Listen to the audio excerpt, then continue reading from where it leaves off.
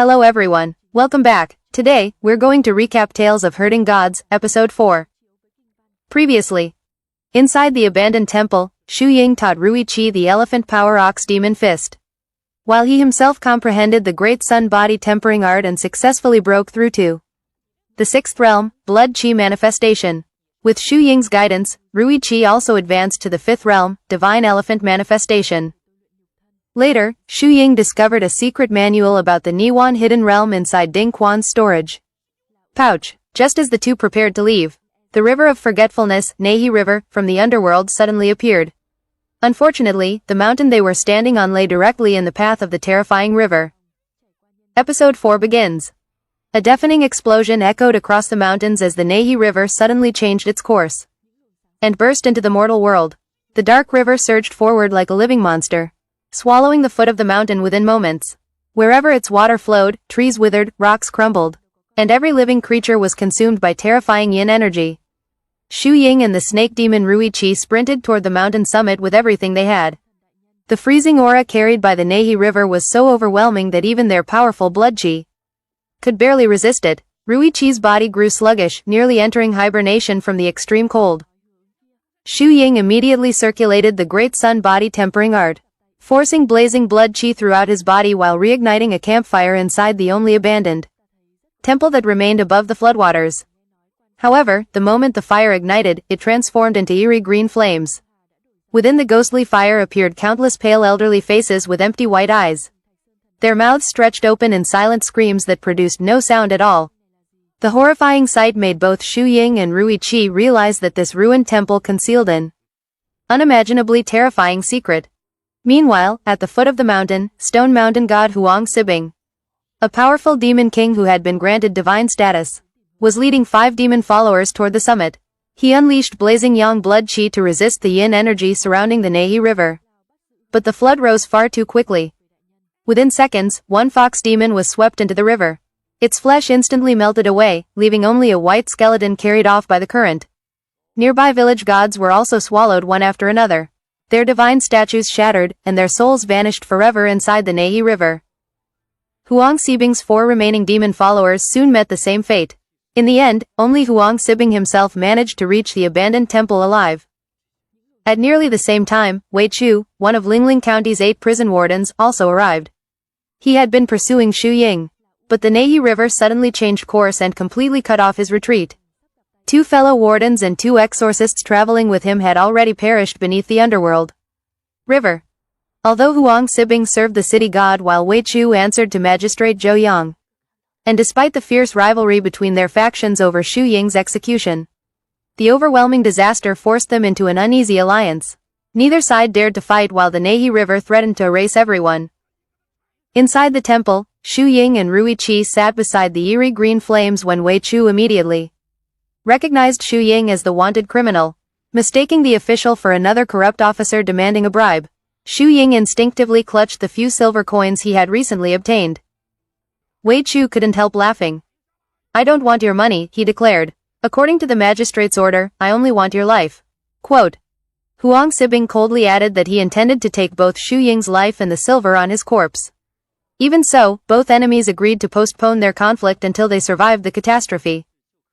As the 4 sat around the ghostly campfire, Shu Ying openly admitted that neither the officials nor the gods had left him any path to survive. If they insisted on killing him, then he would simply kill gods and officials in return to protect himself. Wei Chu claimed this was proof of Shu Ying's untamable demonic nature, while Huang Sibing sarcastically remarked that both he and Wei Chu were merely loyal dogs serving different masters. Watching the floodwaters continue to rise, Shu Ying asked why the Nehi River had suddenly invaded the human world.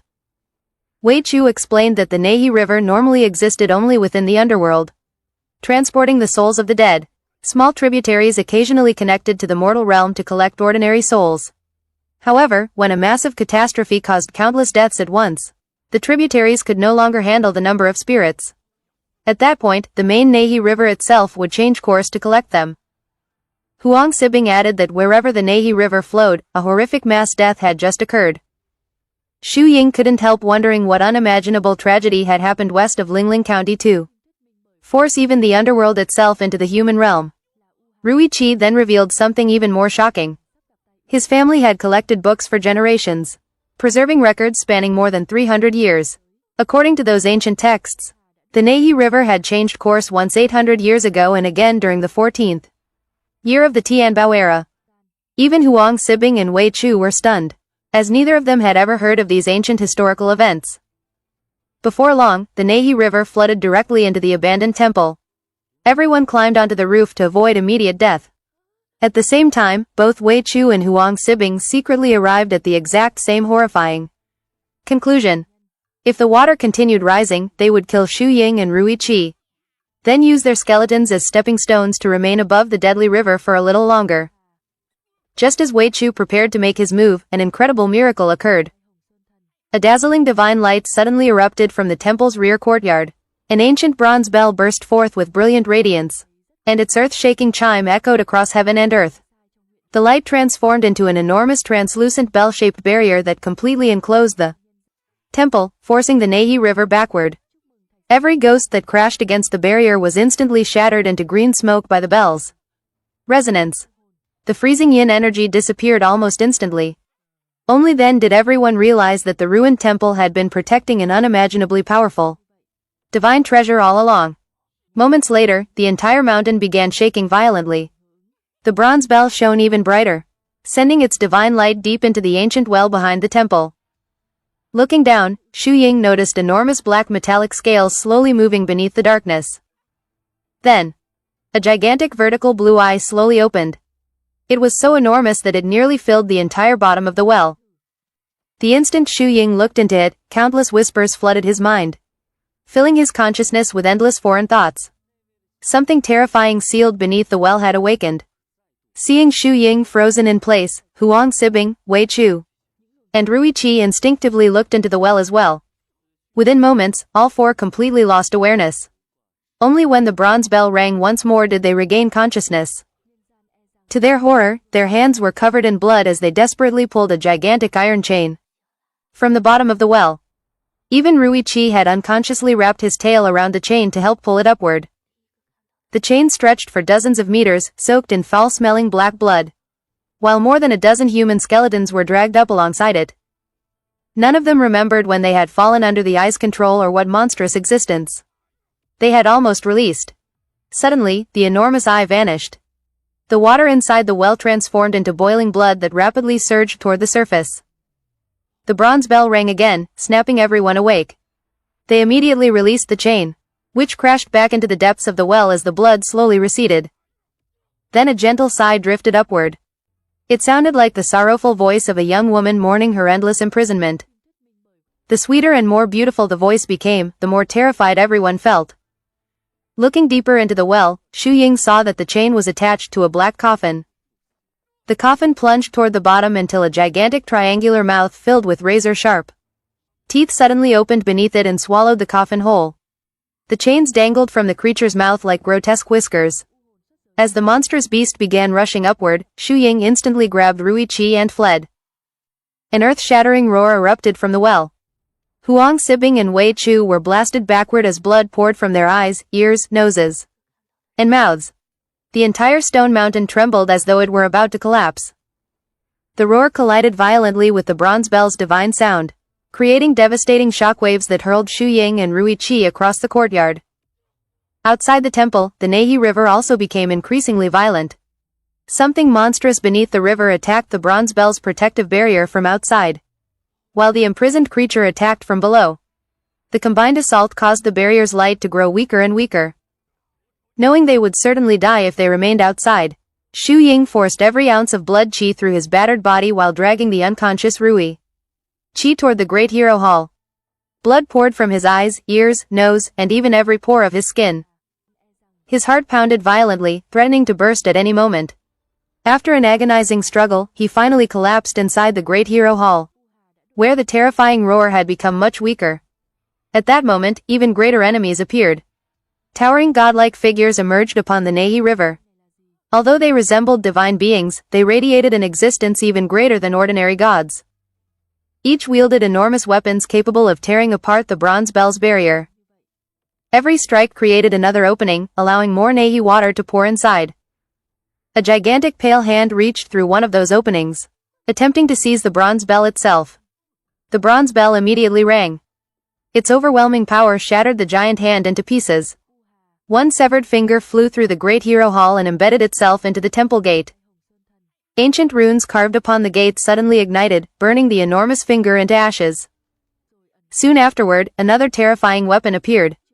A strange whip woven entirely from countless human faces descended from the Nehi River, wrapped itself around the bronze bell, and violently pulled it away.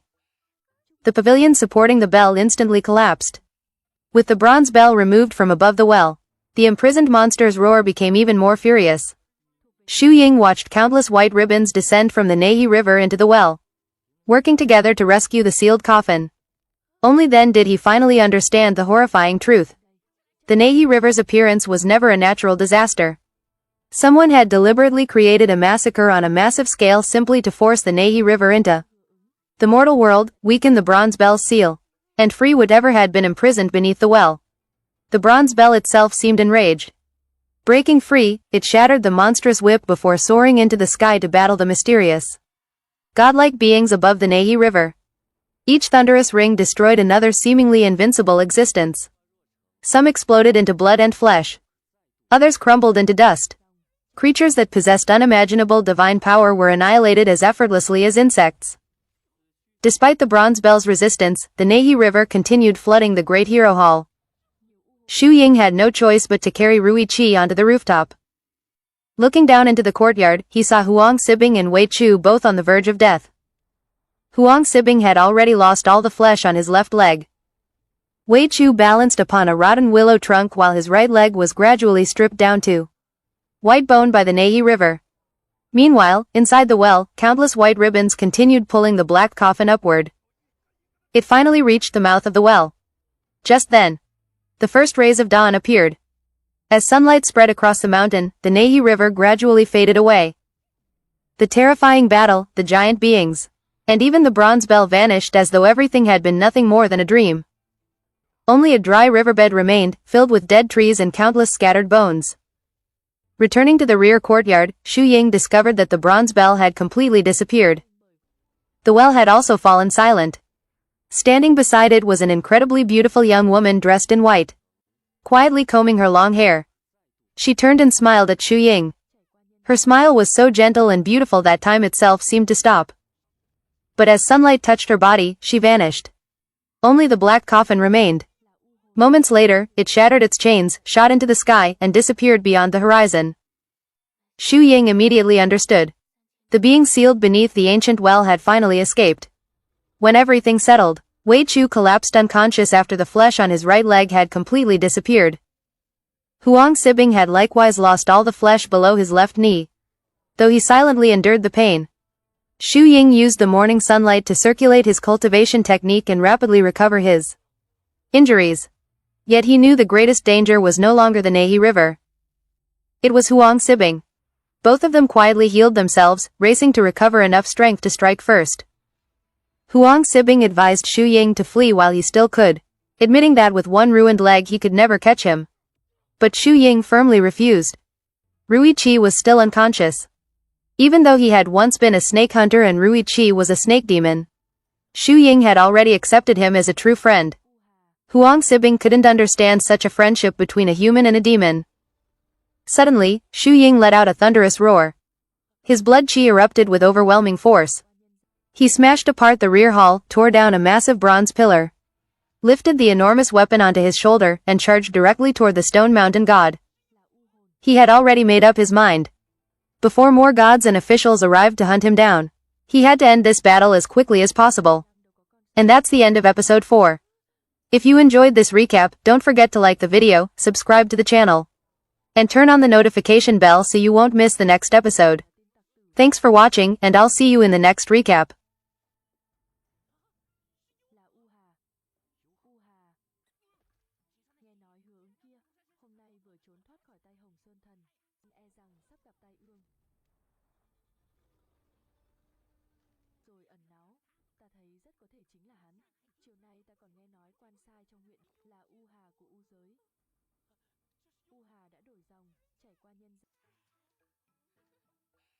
Chúc mừng Thạch Sơn Thần đại nhân. Công Lan, những luồng sáng xanh này là gì? Là u hồn, thuộc về ngài. Bắt được hắn mới tính là công lao. Xung quanh Linh Lăng đâu có con sông như vậy. Nha, lén lút xuất hiện quanh đây, chắc chắn cũng đến tìm Hứa Ứng.